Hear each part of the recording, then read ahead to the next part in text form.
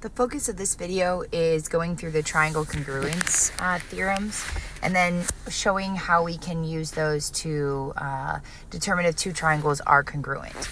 So in no particular order, I'm going to go through the 5 triangle congruence theorems.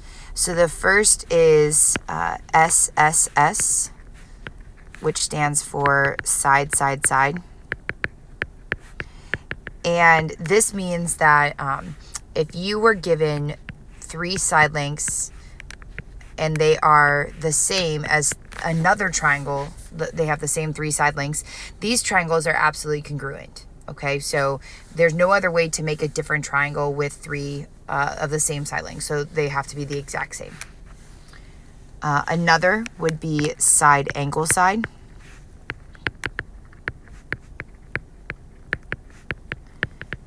So if I were to give a side here, let's say an angle here and another side here, and in a second triangle, you had the same information.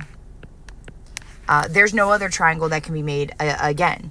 And so these 2 triangles would be considered congruent.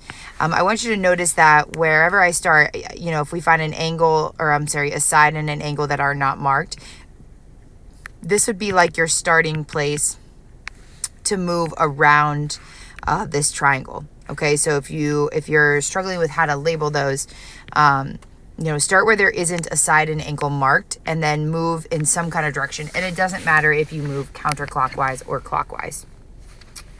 The next triangle congruence theorem is angle side angle. And so in that marking, you would have maybe an angle and a second angle, and then the side in between there. You would know all 3 of those pieces. And again, there's no other way for you to make that triangle. So the second triangle would have the same markings. Again, it just is a way, try to find an angle and a side that have no markings and kind of start there with your movement. And then you're going to wrap around this triangle looking at, I have an angle, I have a side, I have an angle. So this one is an angle, a side, and an angle. All right, the fourth is angle, angle, side.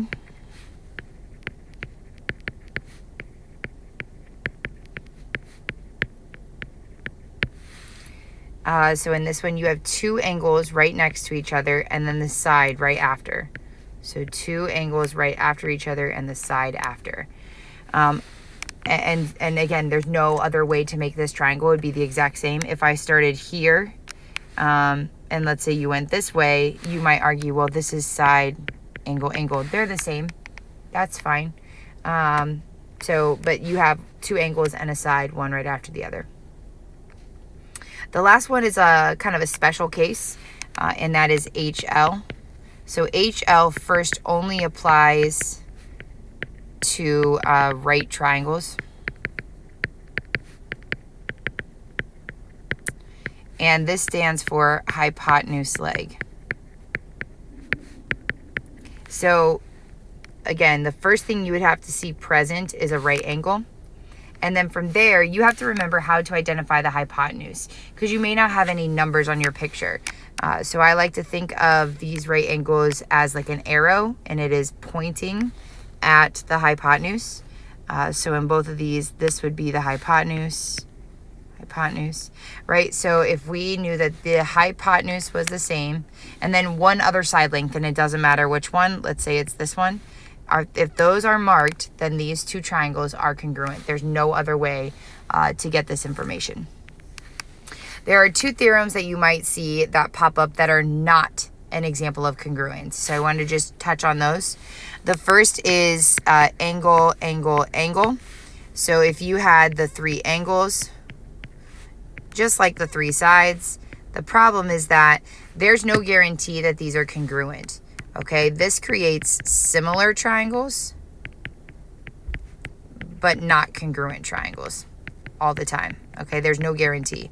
So because of that, we cannot say when given 3 angles, they are congruent.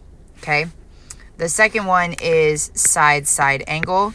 And you can kind of see what that spells in the opposite way too, right? When you have a side and a second side, and then this angle.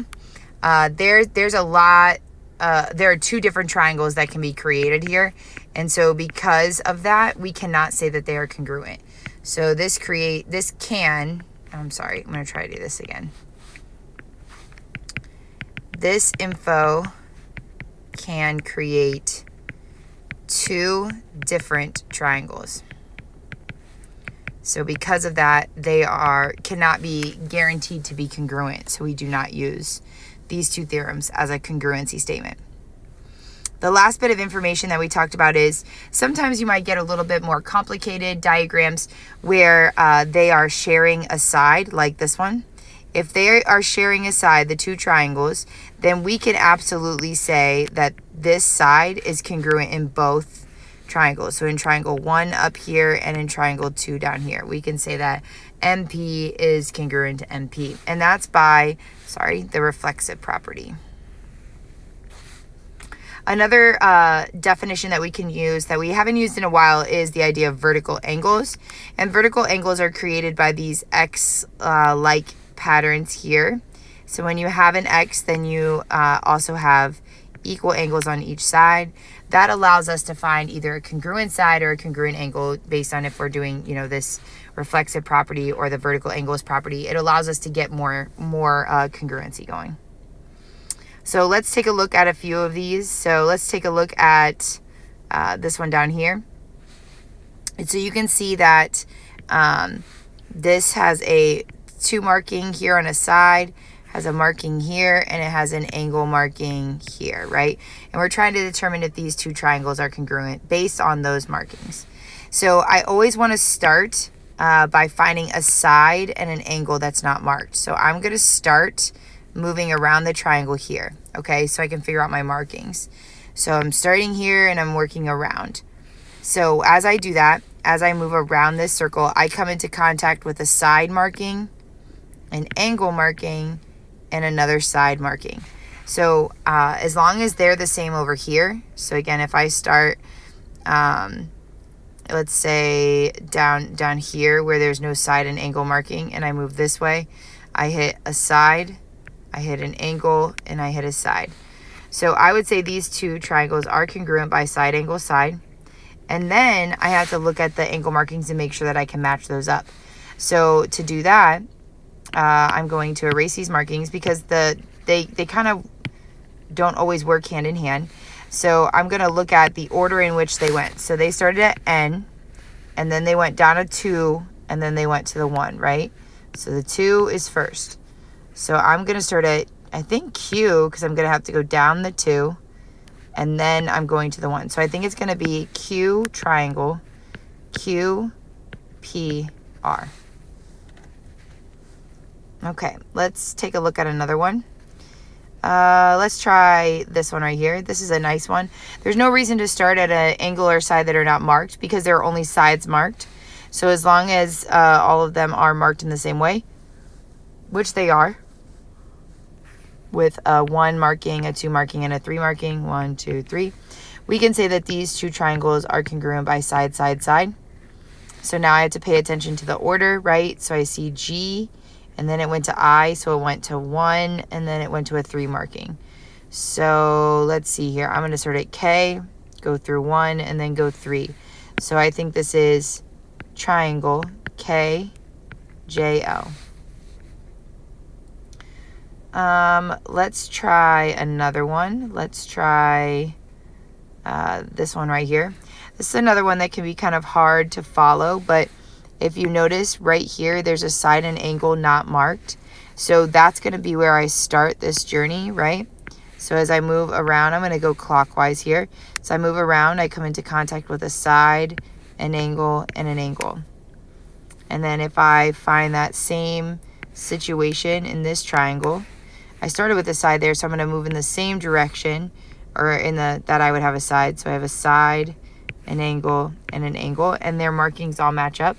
So these two triangles are congruent by angle, angle, side, or side, angle, angle, doesn't matter.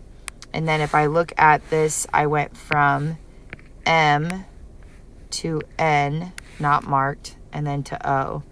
So I'm going to go R to Q, not marked, and then to P. So triangle, R, Q, P. This one, this is a good one. Let's take a look here. So if I find, again, the side angle not marked, there's one right there. I'm going to work my way around this triangle. I hit a side, I hit an angle, I hit a side. Finding the same kind of thing here. If I move around, side, angle, side. So these two triangles are congruent, so sorry. Sorry.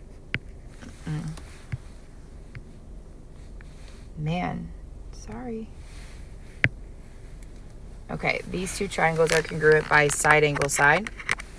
And, wowza.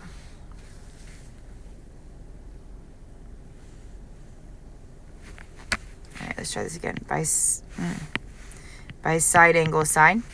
And the triangle congruence theorem here would be, see here, they started at O and went to M and then followed to N. So, ooh, you know what I didn't notice? I hope you gathered this. I just looked at it right now. I would say these are not congruent. This is marked with 1 tally mark and this was marked with 2 tally marks, which means those are not equal. So actually I take this back and I would say this one, there's that one where you have to pay attention, right? These are not congruent. And that's because the angles are not equal.